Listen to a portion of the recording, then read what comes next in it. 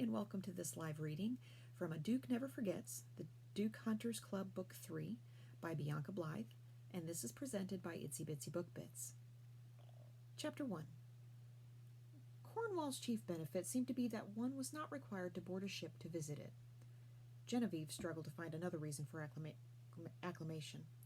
Certainly this thunderstorm did not improve it. The carriage inched over the muddy lane as rain pummeled the meager selection of grass.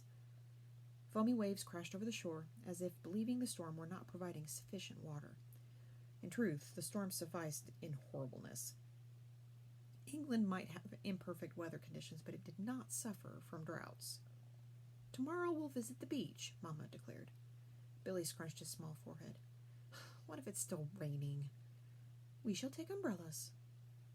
Genevieve questioned that an umbrella would be a hindrance to this rain. No doubt the rain would merely pummel the umbrella to pieces. "You needn't look glum, children." Mama glanced at Mr. Ackley, the gray, side-burned vicar who helped arrange this accommodation and was accompanying them to their new cottage. "This is a holiday." "Of course," Genevieve attempted to smile, even though this was no holiday, no matter how valiantly Mama declared the contrary. "I don't like the beach," Billy announced. "The waves are scary." "Nonsense," Mr. Ackley said. "All little boys here like the beach." "I'm not from here," Billy pouted. "I'm from Cumberland." "People travel far to come to the beaches here," Mr. Ackley said. "Billy is fond of forests," Mama said apologetically. Billy nodded solemnly. "Forests have frogs." There was silence as Mr. Ackley pondered this fact. Normally one didn't abandon one's house and hurry across the country. Moreover, nobody, even the most fun-loving, whimsical characteristics unlikely to describe her parents, moved across the country and changed their last names. But it had happened. Mama had informed Billy and Genevieve they would now adopt the surname Potter. Genevieve knew the reason. She'd heard the late-night whispers between her mother and father, and she'd seen the panic in their eyes. Debt. Apparently debt was the only thing in her parents' possession, and unfortunately matters were not alleviated by its vast abundance. The carriage swerved, then stopped, and Mama eagerly opened the door. They disembarked and stared at a small cottage. The white paint covering the stone exterior was so dull it practically melded with the cloudy sky. The tidy window frames were painted a playful teal, though playfulness was not the emotion reeling through Genevieve's body. It was the roof through which caused Genevieve's heart to stop. It was thatched. A structural success architects had spent centuries surpassing. Genevieve longed for the modern Georgian columns of her family's manor house. Tears ambushed her eyes, but she fought this urge to succumb to them. Instead, she raised her chin, and, as if it were perfectly normal to move from a marvelous manor house in the Lake District, equipped with enormous windows overlooking verdant mountains speckled with wildflowers, to a tiny home with tiny windows that overlooked a gray sky. Mr. Ackley flashed a beatific smile. "You'll like Ocean Cottage. There's a path behind the cottage that leads to the water. Cornwall is the most beautiful place on earth." "How nice," Mama said politely, her gaze on the ocean beyond. "My wife will call on you tomorrow after you have time to get settled." "Splendid." Mr. Ackley's gaze drifted to Genevieve, and she stiffened. "I might bring my son." Mr. Ackley leaned toward her. "He's of marriageable age." Mr. Ackley paused with the flourish of a magician releasing doves into the sky, confident of his audience's surprise and enthusiasm. Neither emotion soared through Genevieve. No doubt her eyes didn't glimmer and her cheeks didn't flush, and Mr. Ackley let out a disappointed sigh. "He's hoping to become a bishop one day," Mr. Ackley said. "Ah," Genevieve gave a polite nod. Mr. Ackley was silent, as if waiting for Genevieve to mention an ambition to organize church flower competitions, sing in a choir, and sit on hard pews for extended periods while gazing adoringly at her husband. Mama cleared her throat. "Genevieve, please help Sally unload the trunks." At least Mama would throttle any innate matchmaking instincts. A husband might discover they were here under an assumed name. Even the least detail-oriented of men was apt to be startled if a vicar read a different surname during a wedding service than the one to which he was accustomed. No marriage would be legal if the vicar did not state the bride's correct name. Genevieve helped Sally haul the last pieces of luggage from the carriage and placed them on the doorstep. Normally, Genevieve didn't carry luggage, but nothing now was normal. Mama thanked Mr. Ackley. Then she removed a key from her reticule and unlocked the door. They stepped inside. "Well, this cottage is most adorable." Mama's voice wobbled, perhaps from resting her gaze on a puddle spreading on the drawing-room floor. "You're correct." Genevieve strode gamely through the cottage, opening each cupboard until she found a vase she could place underneath the leak. The wooden floorboards groaned as she strode over their surface, as if shocked the cottage hadn't been abandoned. An odd, musty scent Genevieve hoped was merely mildew-pervaded. She would have to do a careful exploration of the windows tomorrow. She hugged her mother. "It will be fine, you'll see." "Brilliant place for a holiday," Mama declared. "Indeed," Genevieve said, and Mama beamed. In truth, the seaside had seemed unnecessary when one lived in the Lake District. There one had access to both water and mountains. Genevieve ignored the sudden pang of homesickness and smiled brightly. "I don't want to be here," Billy pouted. Genevieve knelt down so she was at her younger brother's eye level. "It will be fun." "It's small," Billy said, "and there's rain inside." "Well, tomorrow we'll fix the leak. We'll make the cottage ours. Do you think you can help me find the leak?" Billy widened his eyes, then nodded.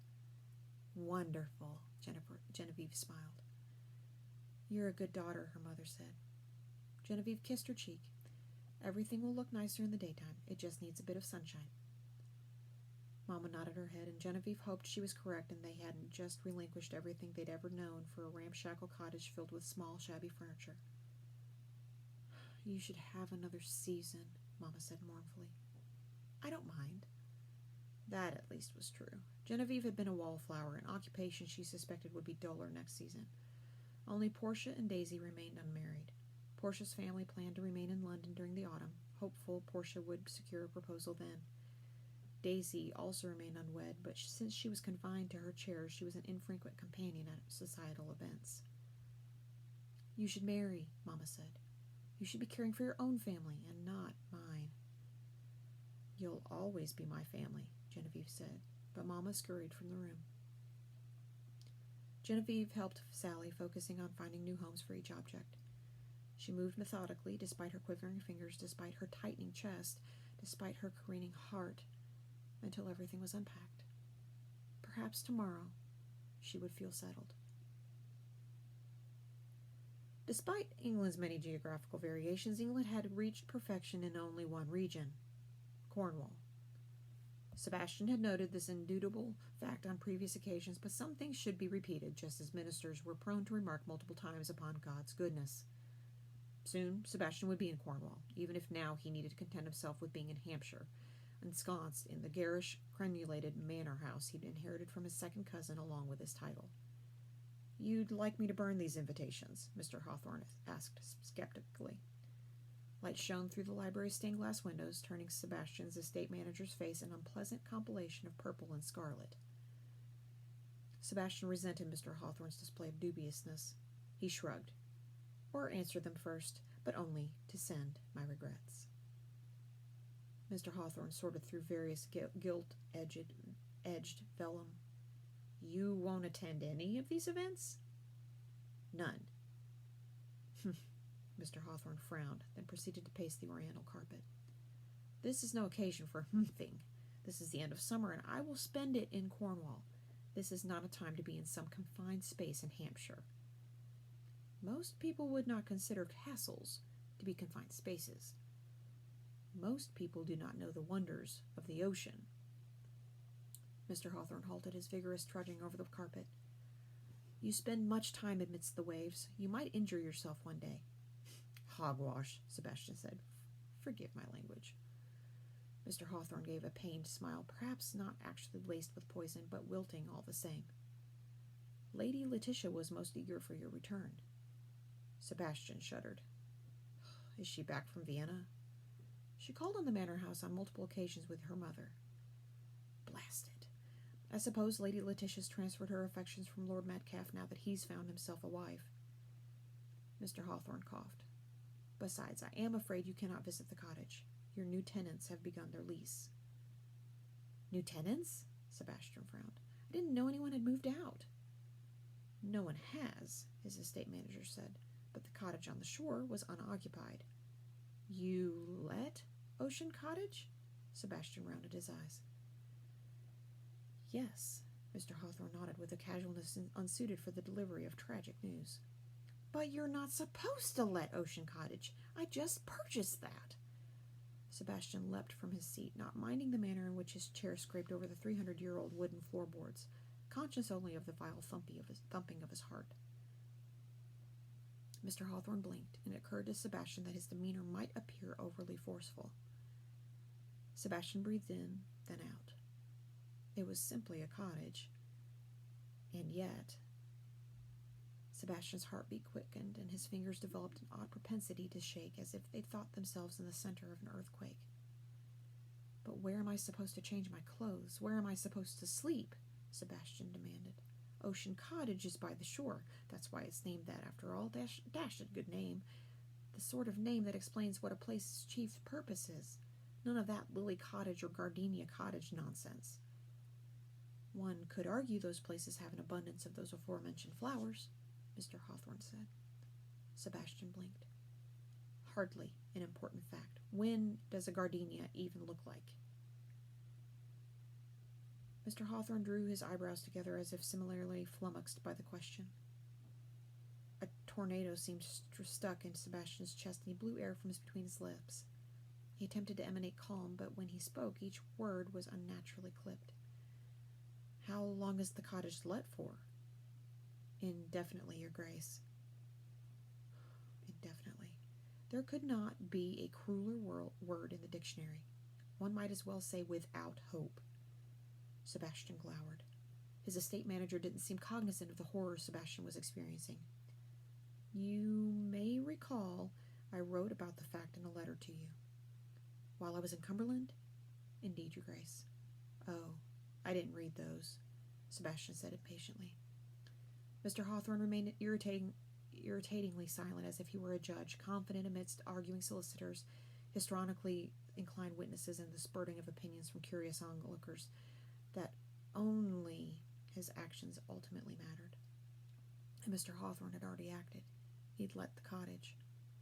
Sebastian narrowed his eyes. You needn't be smug. I would never dream of such a thing, his estate manager assured him. I doubt that. Besides, those letters were awfully dense, with the words crisscrossed and written diagonally. I was attempting to conserve money, Your Grace. I have plenty of money, Sebastian said. What I don't have now is a cottage by the ocean. Your Grace, you have an enormous castle. It is much admired and receives visitors regularly. Who admire the Jacobin style, Sebastian said. I know, I've been on one of those ghastly tours. So many pontifications about windows. The windows are most interesting. Mr. Hawthorne retained a peeved expression. Blasted. Perhaps Sebastian should have read those letters. But he'd had plenty of other things to do. He'd assisted the Duke of Ainsworth in capturing a criminal, and he'd been wounded one night while posing as a highwayman. Perhaps everyone had told him it was a graze. There'd been blood, and he was dashed certain his blood was supposed to stay on the inside of his body. I'm going to pay a call to those tenants. Indeed, Your Grace. I should perhaps inform you that they are a nice family. Mr. Ackley, our contact there, assured me they were most respectful. All families are nice, or should be nice. That's no concern of mine. My concern is my cottage. Sebastian departed his library and informed his valet to pack his clothes with the utmost haste. Soon he marched from the castle, armed with a large valise, enjoying the sound as the heavy front door slammed behind him. The problem with butlers was that they were always opening doors. Some days, Sebastian simply wanted to slam a door. This was decidedly one of those days, though unfortunately slamming a door would not fix the problem of the people in his cottage. He strode to his stables, ordered his groom to prepare his chaise, then departed. Sebastian had looked forward to returning to Cornwall all year. He'd only been to the cottage once, and he'd managed to avoid seeing a single inhabitant in the remote location. The place was perfect. He wasn't going to be forced into some posting inn, or worse, instilling the interest of every matchmaking mama in a 100-mile radius who would arrange balls and picnics, dinner parties, and walking excursions, all in the hopes of distracting him from his goal, rest and relaxation. Once he sorted this triviality, everything would be perfect. Cottages were not filled with large staff, and he could put his legs on the tables without the silent scorn of footmen and Mr. Hawthorne. None of his servants thought he should be in his position. Second cousins of dukes weren't supposed to inherit dukedoms. They were supposed to mention their ducal relative while drinking at public houses as a bit of trivia for the barmaid, who would know better than to ask if they'd visited the ducal estate.